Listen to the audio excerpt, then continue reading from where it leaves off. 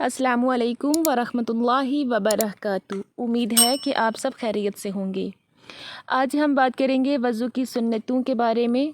इससे पहले हमने वज़ू के फ़राइज़ देखे, आज हम वज़ू की सुन्नतों को समझेंगे कि वज़ू में कौन कौन सी सुन्नतें हैं और कितनी सुन्नतें हैं। बिस्मिल्लाहिर्रहमानिर्रहीम। वज़ू की कुल 13 सुन्नतें। सुन्नत नंबर 1 है वज़ू की नियत करना।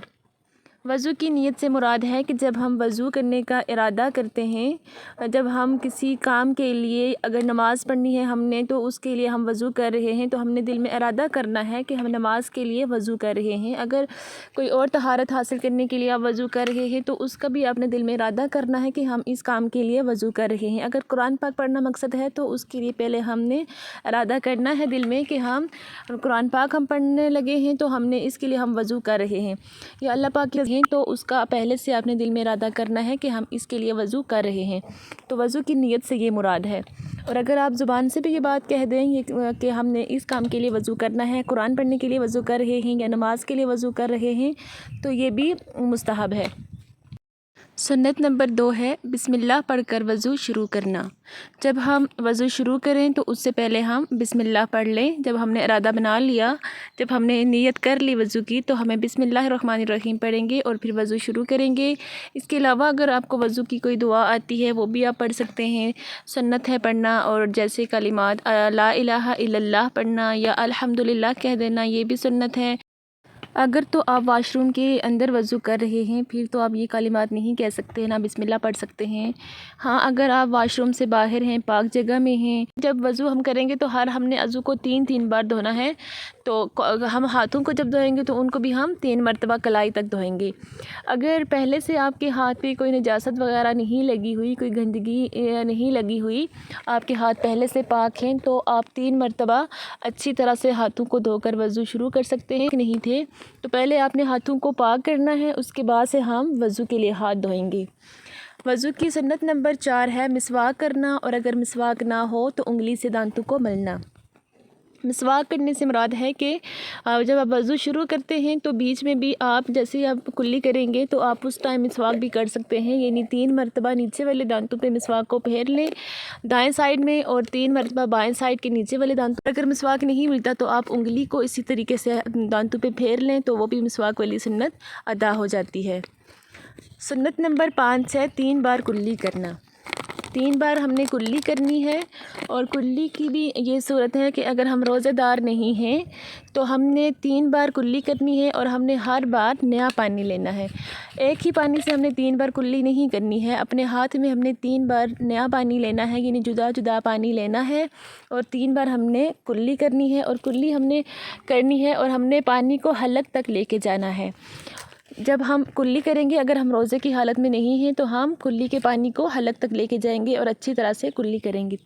सुन्नत नंबर 6 है 3 बार नाक में पानी चढ़ाना। नाक में पानी डालने की भी यही सूरत है कि अगर हम रोज़ेदार नहीं हैं तो नाक की नरम हड्डी तक हम पानी लेकर जाएंगे, और हर बार यानी 3 बार हमने नया पानी लेना है और नाक की नरम हड्डी तक पानी पहुंचाना है। अगर रोज़े की हालत में है तो हम नरम हड्डी तक पानी नहीं पहुंचाएंगे। सुन्नत नंबर 7 है हाथों और पैरों को धोते वक्त उंगलियों का खिलाल करना। हाथों को भी हमने 3 मरतबा धोना है, और पाँव को भी धोते वक्त हाथों की उंगलियों का भी खिलाल करना है और पाँव की उंगलियों का भी खिलाल करना, ये सुन्नत है। हाथों की उंगलियों के खिलाल के 2 तरीके हैं। पहला तरीका तो ये है कि दोनों हाथों की उंगलियों को एक दूसरे में डालकर तर कर लें, और दूसरा ये है कि एक हाथ की उंगलियों को दूसरे हाथ की पुष्ट पर रखकर बीच में उंगलियों को उंगलियों में डालकर खींच लें, तो इस तरह से खिलाल हो जाता है। और पाँव की उंगलियों के खिलाल का तरीका ये है कि अपने बाएं हाथ की छोटी उंगली को अपने पाँव की दाएं पाँव की छोटी उंगली में नीचे से ऊपर को डालकर आपने खिलाल करना है, और सारी उंगलियों को इसी तरह तरतीबवार खिलाल करते जाना है, और ख़त्म हमने करना है बाएं पाँव की छोटी उंगली पर। तो ये खिलाल का तरीका है।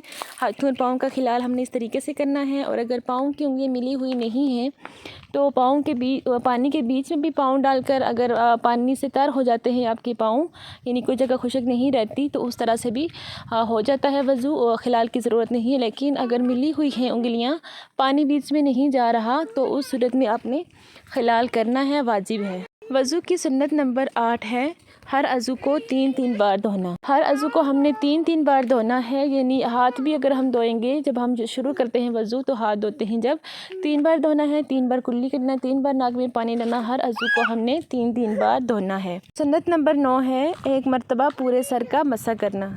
ہر عضو کو ہم نے 3 بار دھونا ہے، لیکن سر کا مسح اور کانوں کا مسح ایک ہی بار کرنا ہے۔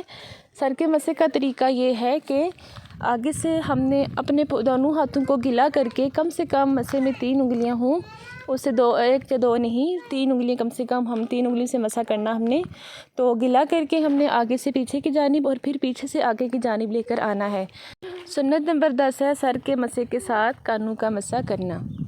سر کا مسح بھی کرنا ہے، جب مسح ہو گیا سر کا تو ہم نے کانوں کا مسح بھی کرنا ہے، اور کانوں کے مسح کا بھی یہی طریقہ ہے کہ 1 انگلی کان میں ڈال کر پیچھے سے انگوٹھے کو ہم نے کان کے پیچھے والی سائڈ پہ، یعنی کان کی پشت پہ ہم نے انگوٹھے کو پھیرنا ہے، اوپر سے نیچے، نیچے سے اوپر کی جانب، پھر اوپر سے نیچے کی جانب، تو کانوں کا مسح بھی ہو جائے گا۔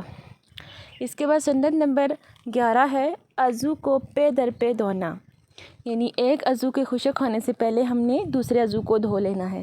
بیچ میں ہم نے وقفہ نہیں ڈالنا کہ ایک عضو جو ہم نے پہلے دھو لیا وہ خشک ہو گیا، اب ہم دوسرا عضو دھو رہے ہیں، ایسے نہیں ہوتا وضو۔ ہم نے جب ہاتھ دھو لیے تو ہم نے ساتھ ہی کلی کرنی ہے بنا وقفے کے، تاکہ ہمارے ہاتھ خشک ہونے سے پہلے ہم کلی بھی کر لیں، پھر ناک میں پانی ڈالنا ہے، پھر چہرہ دھونا ہے، ہم نے پے در پے وضو کو کرنا ہے وقفہ ڈال کے۔ سنت نمبر 12 ہے ترتیب وار وضو کرنا۔ وضو میں ترتیب بھی سنت ہے کہ آپ ترتیب وار وضو کریں، یعنی پہلے ہاتھ دھونا، پھر کلی کرنا، ناک میں پانی ڈالنا، چہرہ دھونا، یا جیسے فرائض میں ہے، جو فرائض ہیں ان کو بھی ہم نے ایسے ہی ترتیب وار کرنا ہے۔ چہرہ دھونا ہے، پھر دونوں ہاتھ کوہنیوں سمیت دھونا، پھر سر کا مسح کرنا، اور پھر پاؤں دھونا۔ ایسا نہیں کہ آپ پہلے پاؤں دھو رہے ہیں پھر آپ چہرہ۔ سنت نمبر 13 ہے وضو کے بعد کی دعا پڑھنا۔ جب ہم نے سنت طریقے سے سارا وضو کر لیا، اچھی طرح سے ہم نے وضو کر لیا، تو اس کے بعد وضو کی دعا پڑھنا بھی، پاکی کی دعا پڑھنا، طہارت ہم نے حاصل کر لی تو پاکی کی دعا یعنی وضو کی دعا پڑھنا بھی سنت ہے۔ تو جو بھی ہمیں دعا وضو کی آتی ہے تو وہ ہم نے فوراً پڑھ لینی ہے، یعنی وضو کرنے کے بعد وہ ہم نے تو یہ تھی وضو کی سنتیں جو آج ہم نے پڑھ لی، اچھے سے سمجھ لی۔ آگے انشاءاللہ ہم بات کریں گے وضو کے مستحب اور آداب پر۔ تب تک کے لیے اپنا بہت سارا خیال رکھیے گا۔ اللہ حافظ۔